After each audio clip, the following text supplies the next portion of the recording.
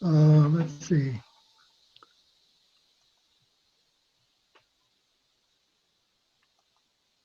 Okay, is that okay?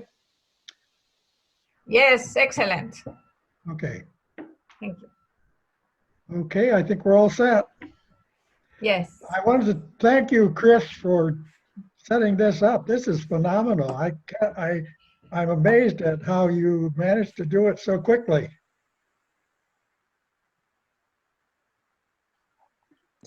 I know, this is amazing. I guess there's quite a bit of enthusiasm about it.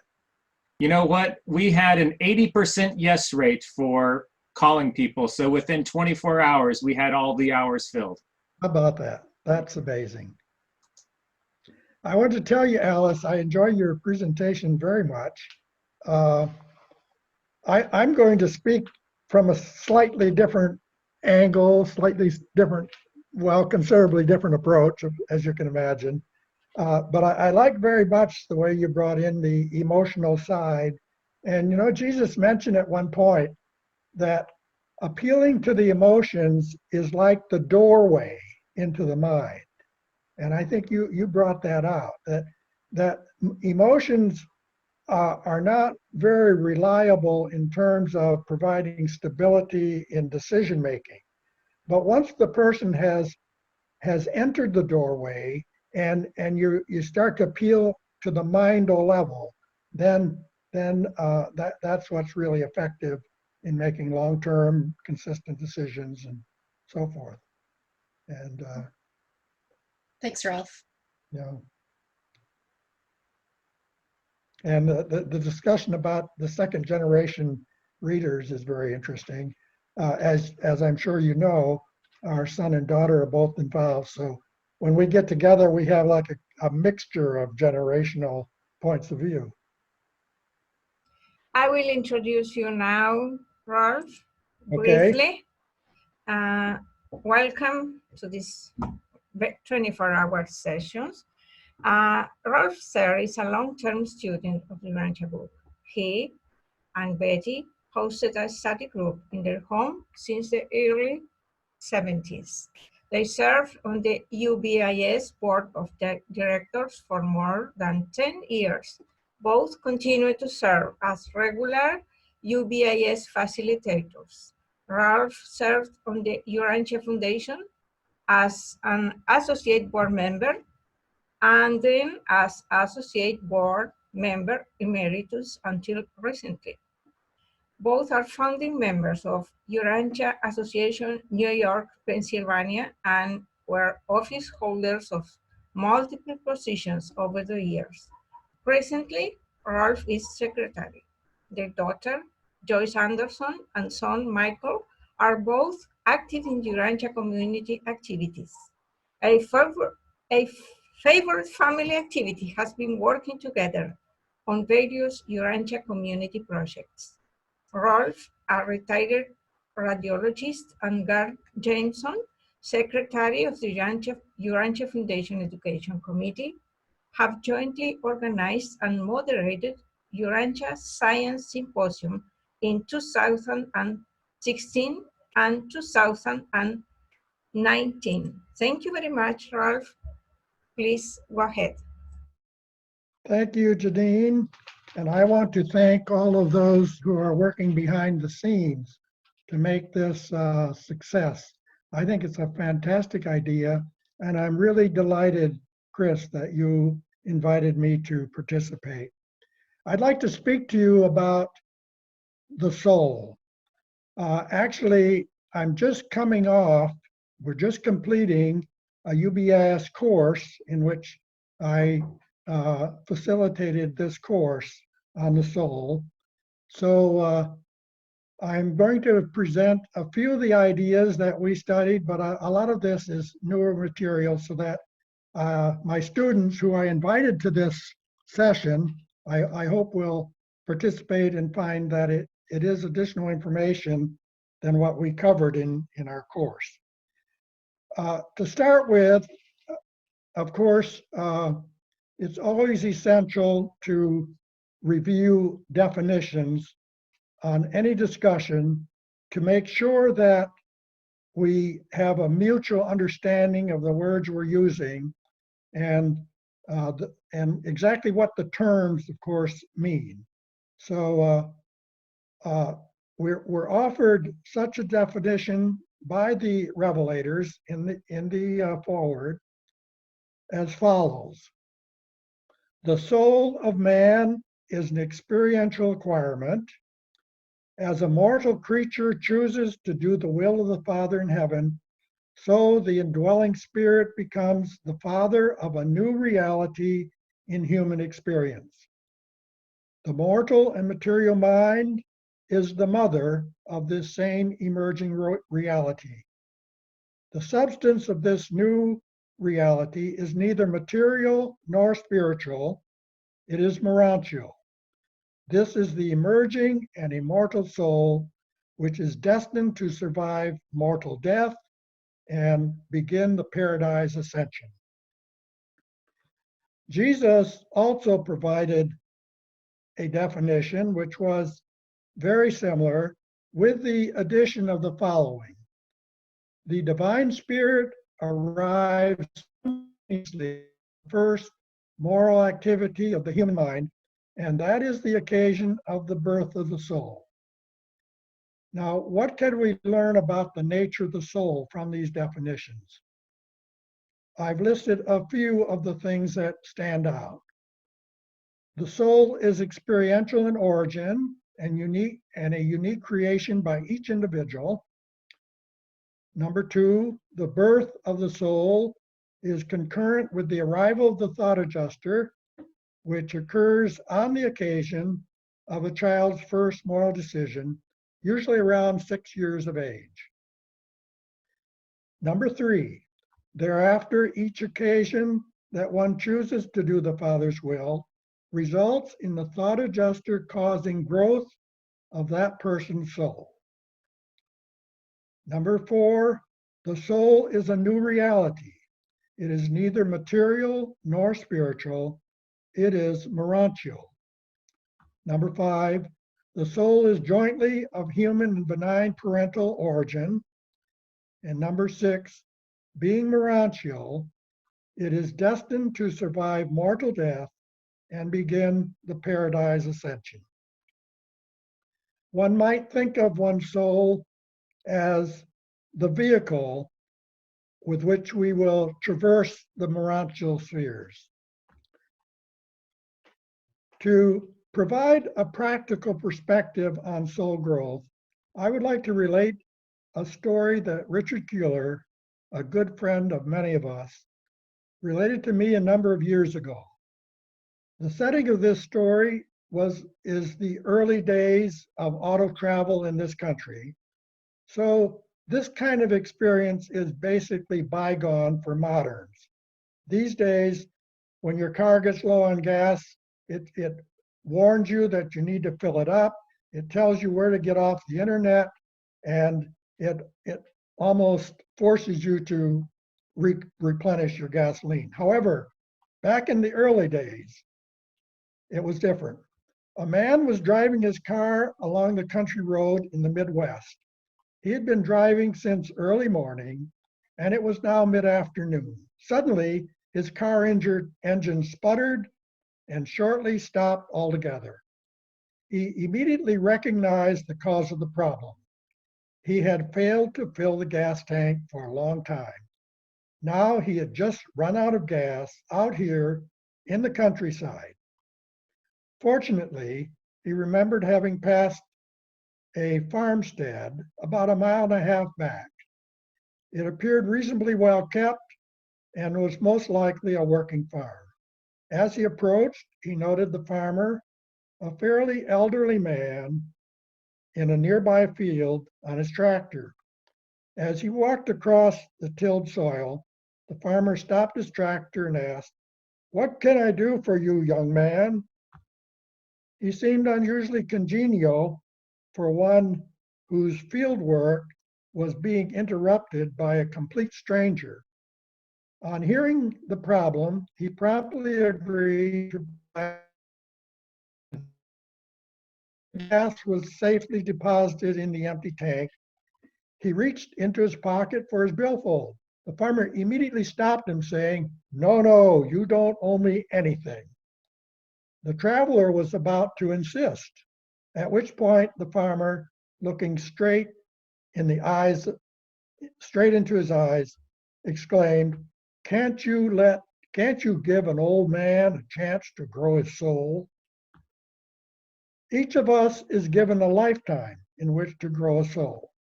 In fact, we are told that the one talent that we are each given is time, one lifetime.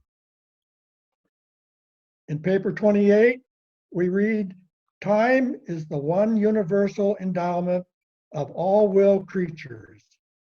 It is the one talent entrusted to all intelligent beings.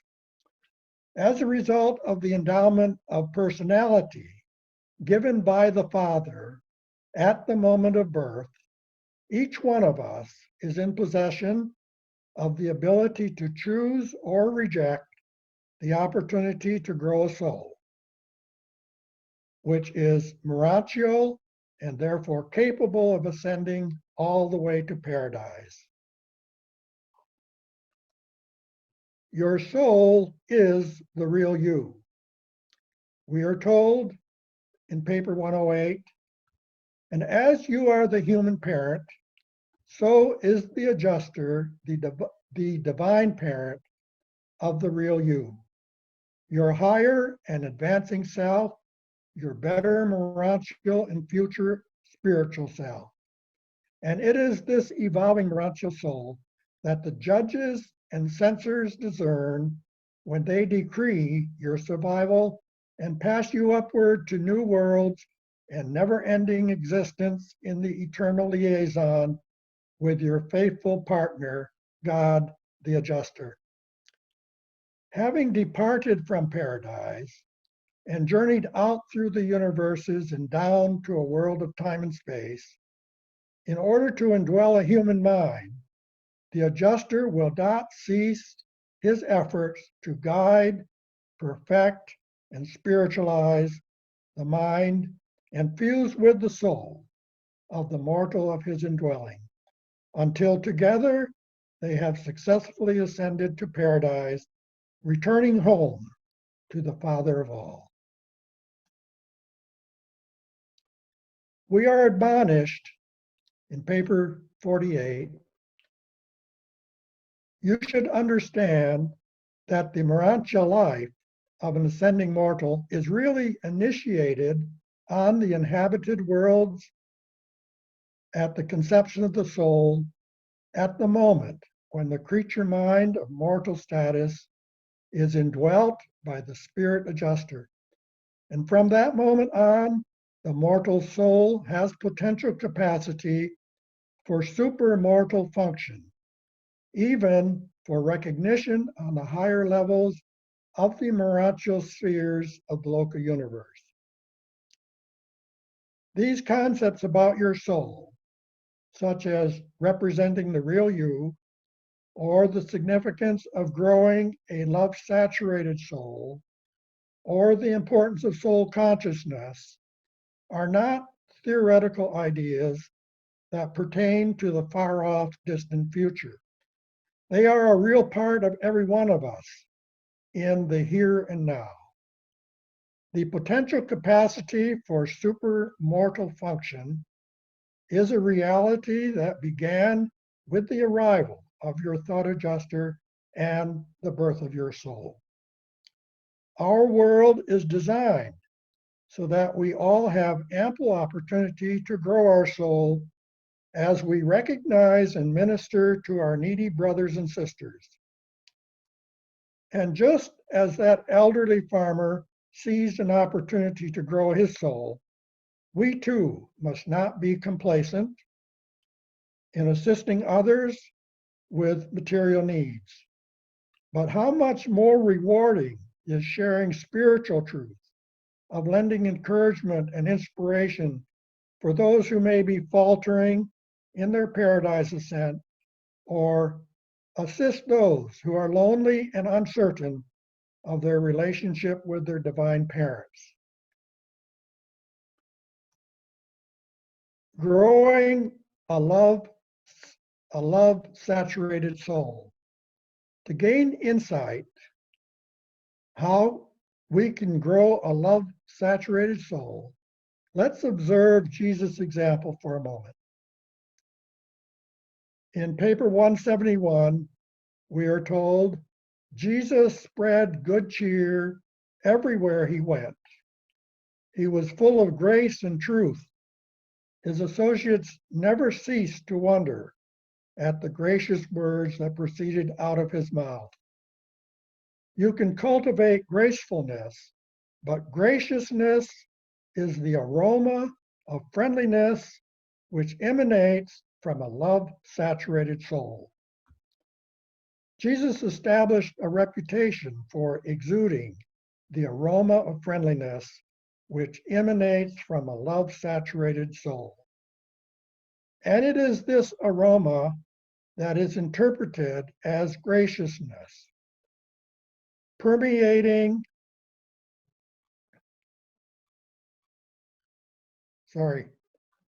almost all of his relationships. When he and his disciples made their final visit to Nazareth, following the completion of his third public ministry in Galilee, he found himself surrounded in the synagogue by a great throng of his enemies and the sprinkling of his own followers. Most of the citizens of Nazareth had, over time, developed a negative attitude toward Jesus. Many were disturbed by the fact that he had performed no major miracle in the town of his birth. Now that he had moved to Capernaum, some accused him of thinking he was better than the Nazareth townspeople. And the fact that his immediate family did not regard him in a kindly manner did not help. Even so, following his discourse at the synagogue, we are told many of the people were pleased with the discourse and they marveled at his graciousness and wisdom. Jesus was so attractive to his fellow men because he was so thoroughly love-dominated. He truly and sincerely loved every person he met, and he could do this because he understood them so well. As a result of his keen insights into their true nature, he was an expert in recognizing human need. He took great delight in understanding the needs of others and then doing something needful for them.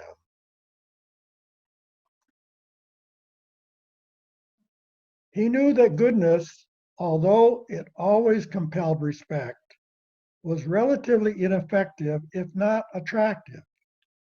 To be universally effective, goodness must be graciously expressed. With him, the accompanying graciousness totally overshadowed and completely eliminated any sense of egotism or better than thou attitude, which is a common contaminant of goodness. The challenge we face is to achieve a level of love for everyone we meet, love that is completely devoid of pity, self-righteousness, or sense of superiority. To accomplish this, we need to develop a deep sense of love that is a pure desire to do good for others, arising deep within us from the very depths of our soul. For this to occur, we need to have grown a love-saturated soul so that our expressions of love remain pure with no distortion, contamination, or any other emotional or mental impurities. To achieve this pure source of soul love, we must, as is frequently the case, look to our Father, who is the source of all pure love. And the key to unlock the stores of love and achieve a love-saturated soul lies in the exercise and experience of true worship of the Father, the source of all love. It is a general cosmic principle that one becomes like the being he worships. It is not surprising that one should become like the one he adores. Simply stated, it is like finding a true role model to pattern after. A careful examination of Section 3, True Worship, Paper 5, provides the following insights. Let's together analyze this cardinal presentation on the topic of true worship. A number of presenters have already talked about worship, so this might be considered a slight extension of the previous discussions. True worship is located in paper 5, section 3, starting on page 65, and we will examine the relationships between true worship and the soul. Based on this passage, we can conclude that true worship is defined as the expression and communication of the spontaneous adoration of a God-knowing soul. Let's read the pertinent portions of paragraphs 7 and 8. Sincere worship connotes the mobilization of all the powers of the human personality under the dominance of the evolving soul and subject to the divine directionalization of the associated thought adjuster.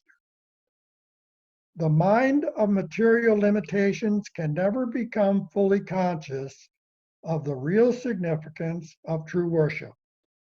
Man's realization of the reality of the worship experience is chiefly determined by the developmental status of his evolving immortal soul.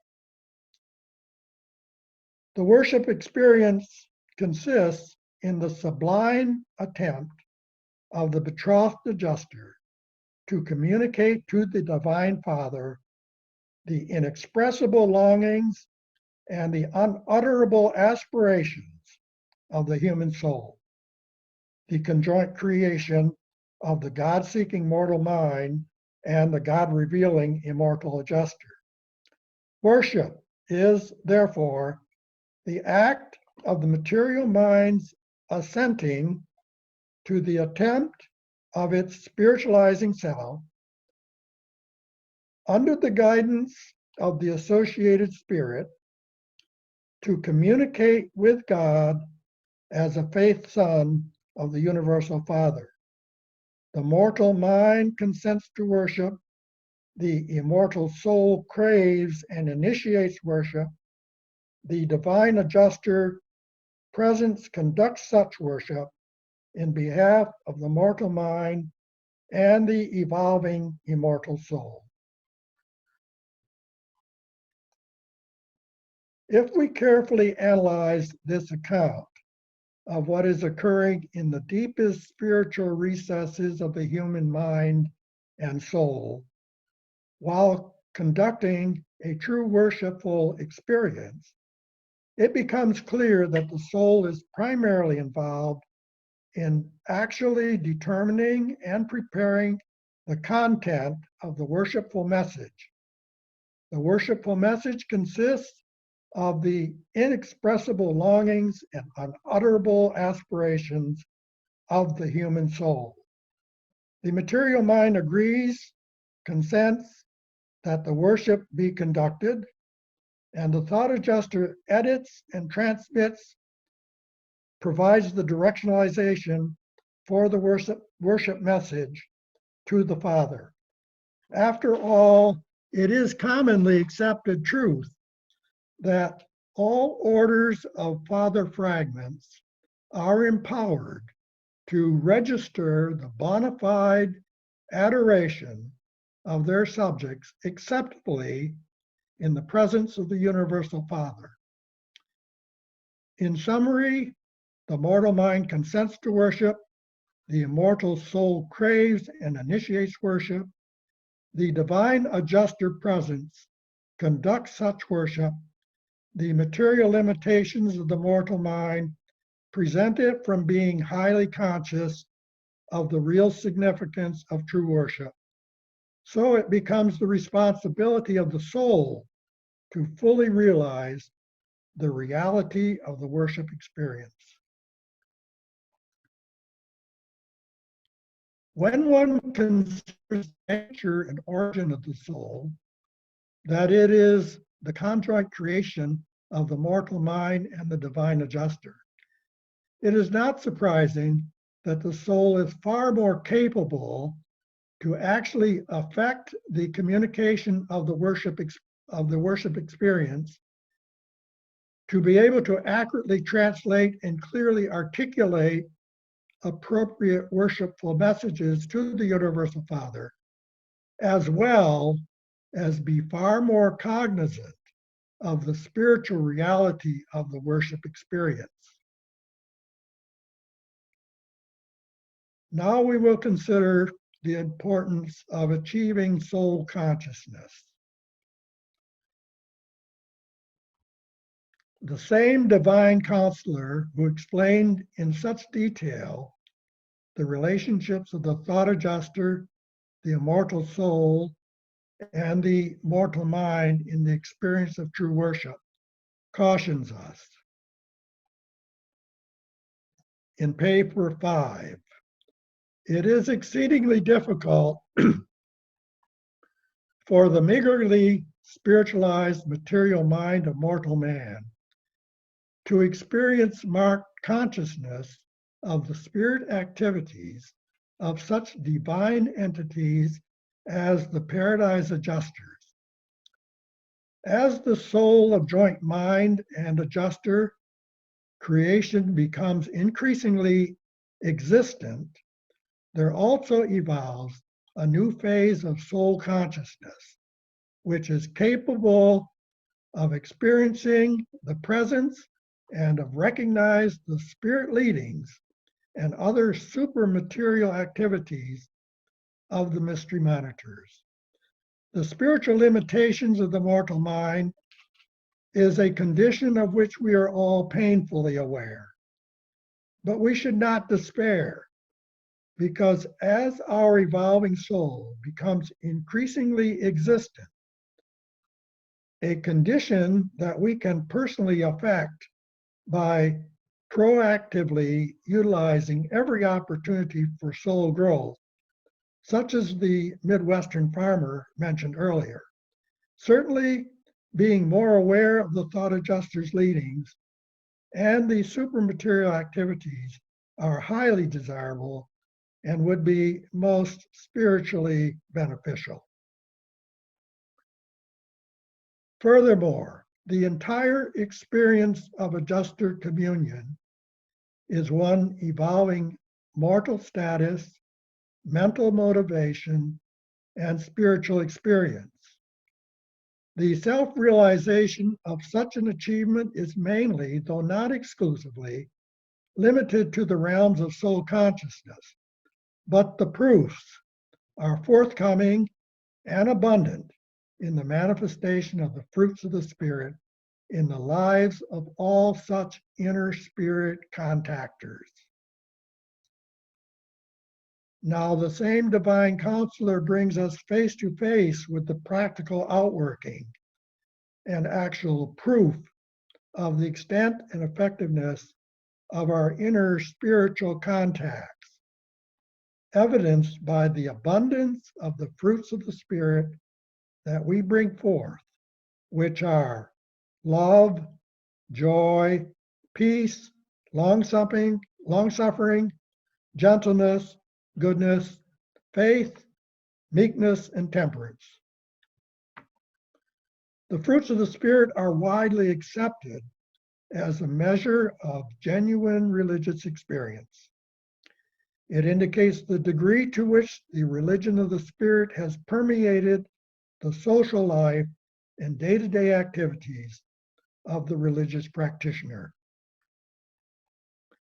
Obedience to the Father naturally results in abundant bearing of the fruits of the Spirit.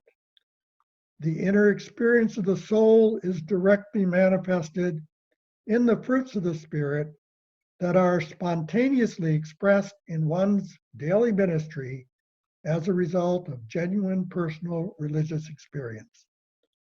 Bearing the fruits of the Spirit is the natural result of being born of the Spirit. Bearing the fruits of the Spirit is simply showing forth the traits of the Master that he demonstrated during his earth life. The fruits of the Spirit reflect the essence of the Supreme Being. In bearing much fruit, we, like the Master, are contributing directly to the growth of the Supreme. And now we come to the second last paragraph in the book with this fantastic challenge.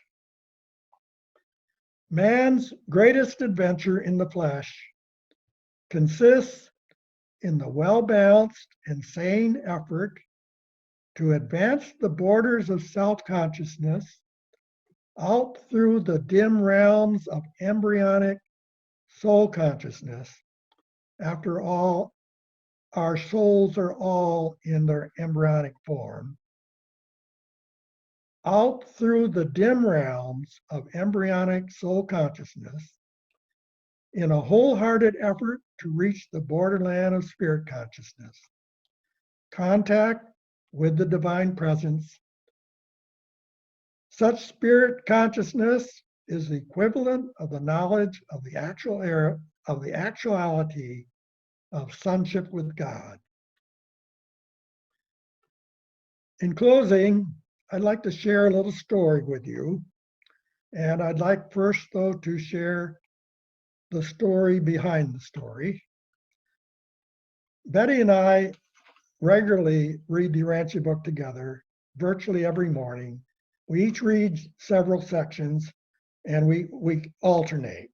So one reads and then the other.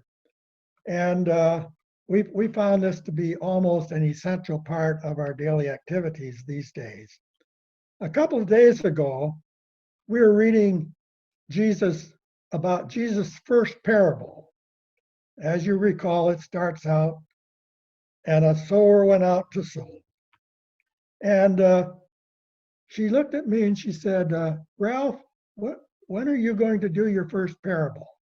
We've talked about this, two of us, many times, and we've never made any serious attempt. But the times I thought about it and just sort of toyed with the idea, it seemed really challenging, and I couldn't really get a handle on it. Now, following our readings, we always have a period of prayer and meditation. During that time, we spend about 20 minutes, half an hour or so. During that time, after she'd asked me this question, I was meditating, and the following story emerged. So I'm going to share it with you for what it's worth.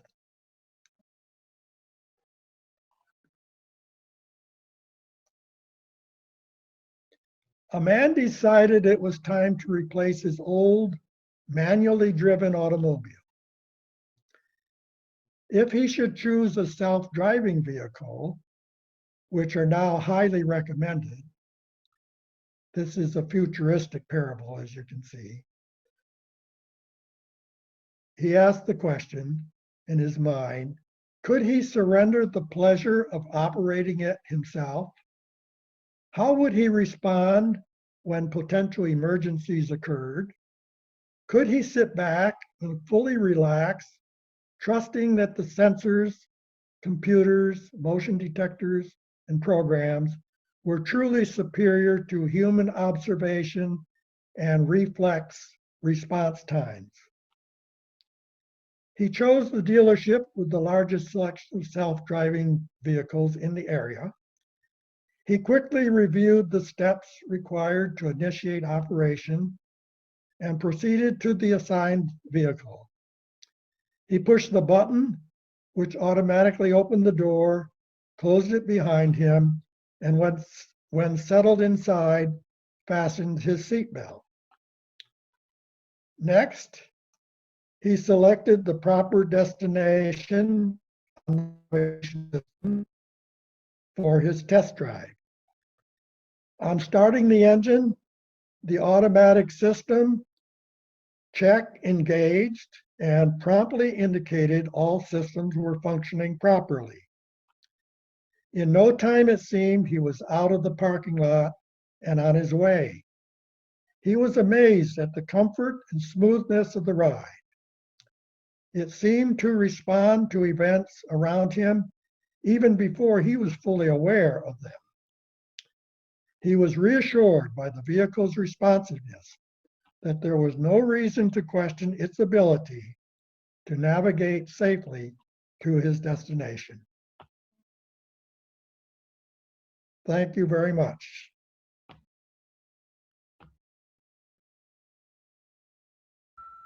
Thank you, Ralph. Any questions? Comments? Can you please stop sharing your screen? Thank you. Okay. Jeannie, Yes. I'd like to ask Ralph if he could explain a little bit. I like your presentation. It's a wonderful experience to listen to all these definitions. In the Urantia book, I believe I read that for an early child, a thought adjuster is more like a thought suggester up until about age 20 or something like that was. And then a thought adjuster up until about the age of accountability. And then a thought controller from that point on. This is amazing to consider that. And I'm wondering, what is the age of accountability? That's always had me a little bit puzzled. And so adjuster to a suggester, adjuster, and a controller. Can you explain that a little bit more, or would you rather do that some other time? Sure. Can you hear me? Yes, yes. Okay. Yes, thought stimulator, I think, is the terminology used and for the child. And I think the age groups are like childhood to age 20, and then 20 to age 40, and then above 40 are the three categories. And those are just roughly, sort of average ages. And I think that it's fairly common for people to sort of view 40 as being almost a new phase of their life. And I think that fits very well with that suggestion that the thought adjuster, in many cases, becomes the job of the thought controller then for the older age individual who have made a much more complete and intelligent and informed choice to follow God's leading. At least that's the way I view it. So it's an age and wisdom accumulation consideration. Yes, I think it's wisdom accumulation along with a more informed decision based on that experience and wisdom. So that Okay. a person cannot make that what they refer to as a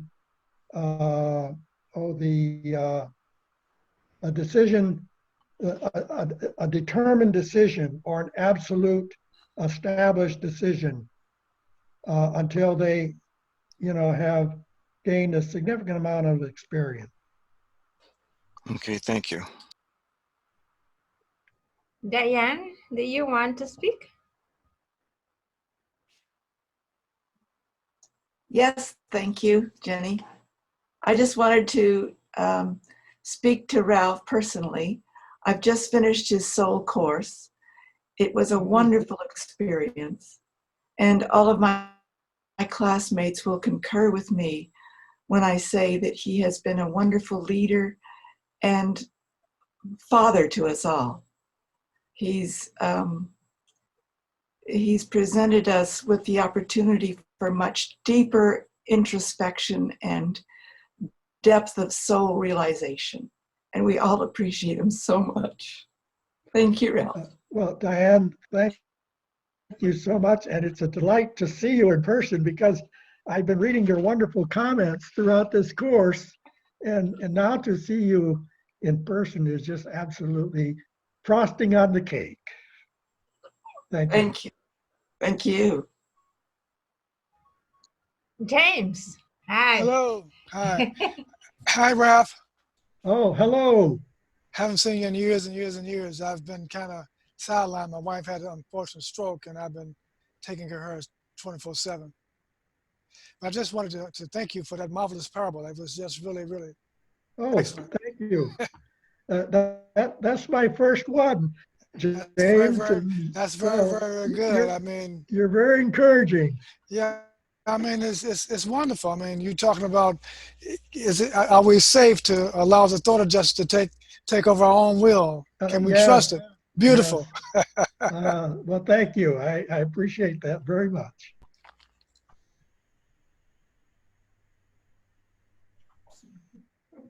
I credit my wife for that. She's the one that challenged me to do it.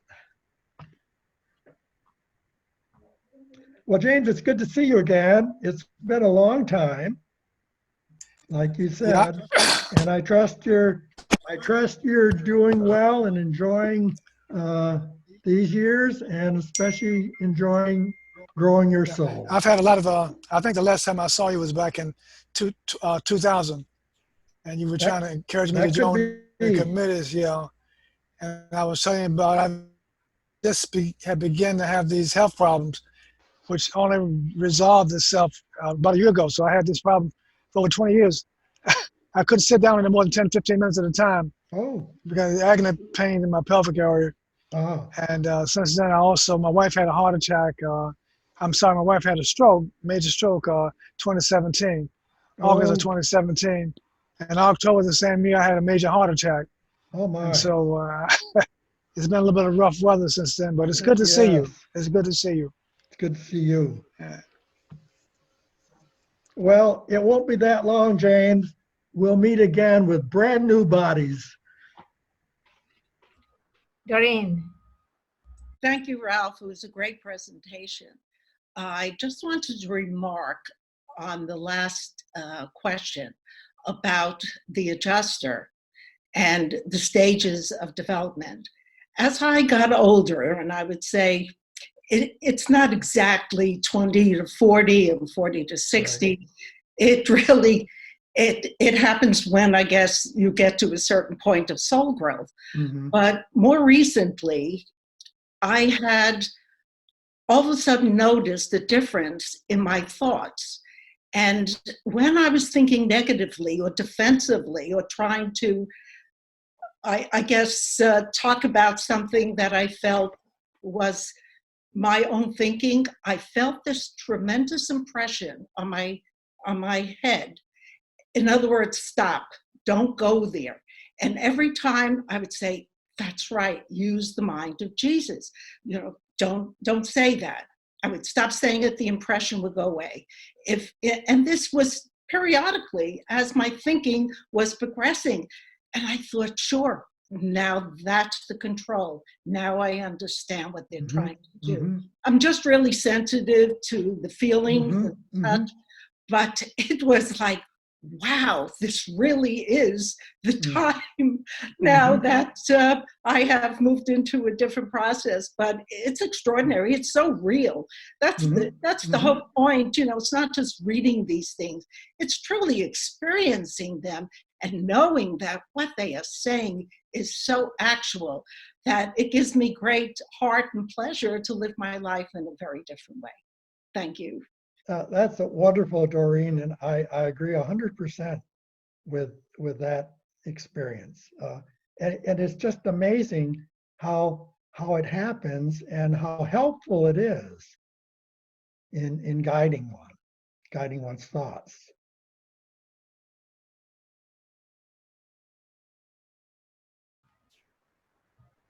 Anyone question or comment?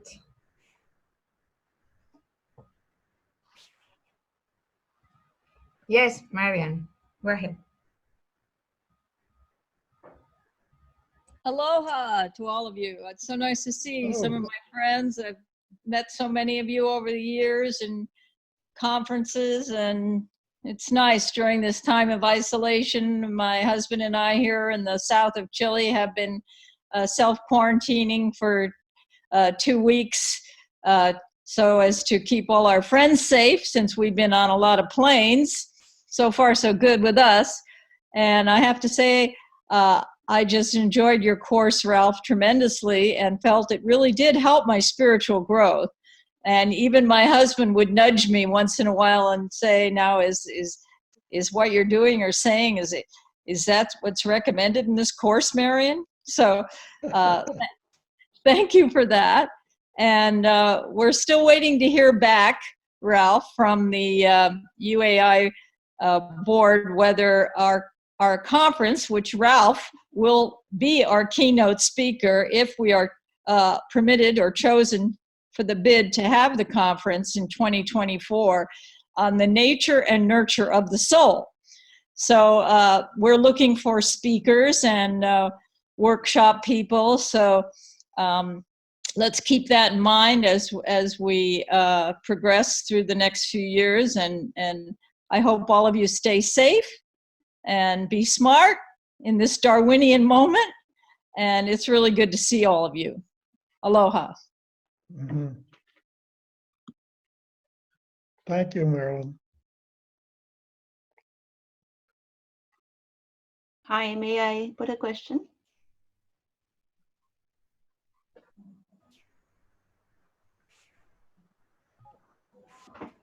Yes, Conchita, you can speak.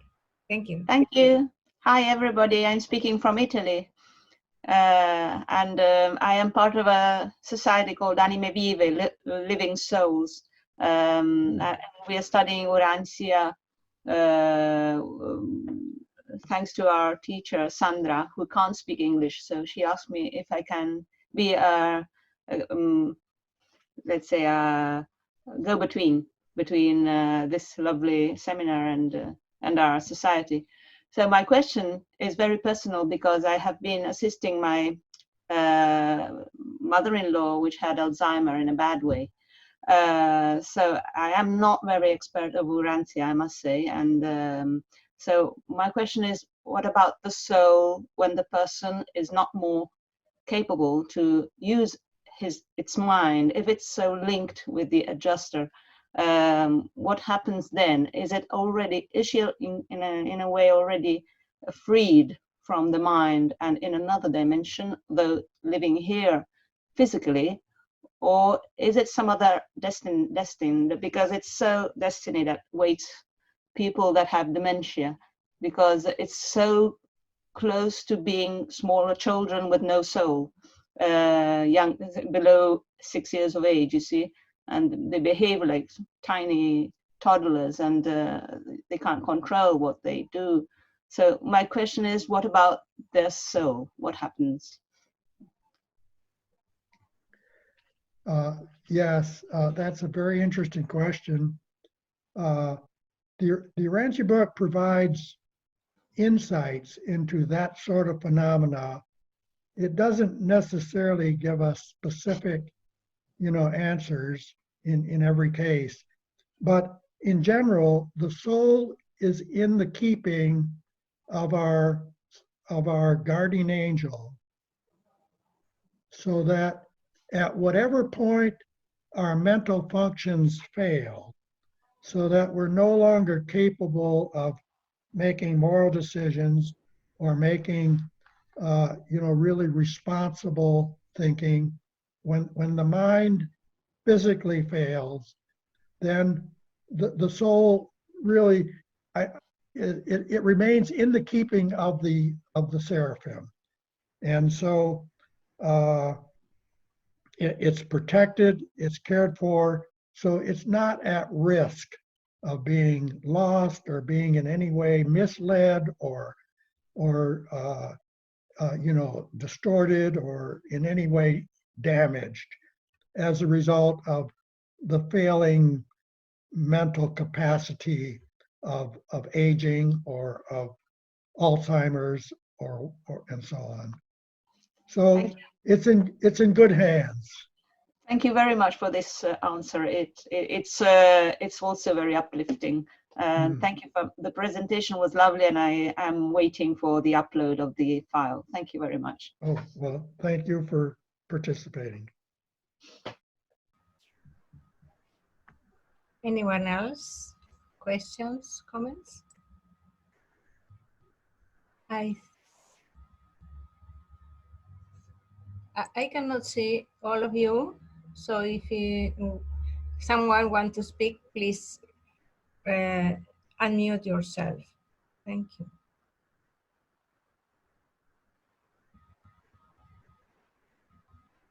Okay, we can have, yes.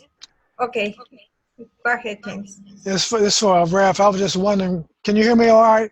Yes, I can hear you well. I was just wondering, what are your thoughts on the effect of the spirit of truth on soul growth? Oh, the spirit of truth is a key player. I believe that the spirit of truth is with us all the time. And it really is the presence of Jesus himself in a spirit form rather than in a physical form, such as when he was here. So it's like having him, with you day and night, basically. And the spirit of truth is so effective in helping one to recognize the spiritual significance of what's going on. He can alert the mind. He can somehow alert the human mind to the true importance of what's happening around, to enable us to recognize the spiritual potential of the events we're participating in and so on. And I'm sure he plays a key role in all of this. In fact, the revelators mention that when they accept the responsibility to provide revelation to we humans, it's a huge challenge because we're so material, we're so non-spiritual, and we're so completely grounded in our animalistic way of thinking and doing and so forth, that the things that give them courage and give them reassurance that it's worth trying, to communicate to us, is the fact that there's the spirit of truth out there and there is the thought adjuster indwelling our minds. And it's the presence of those two spiritual resources and spiritual energies that give them courage to proceed with their revelations, such as the Urantia book.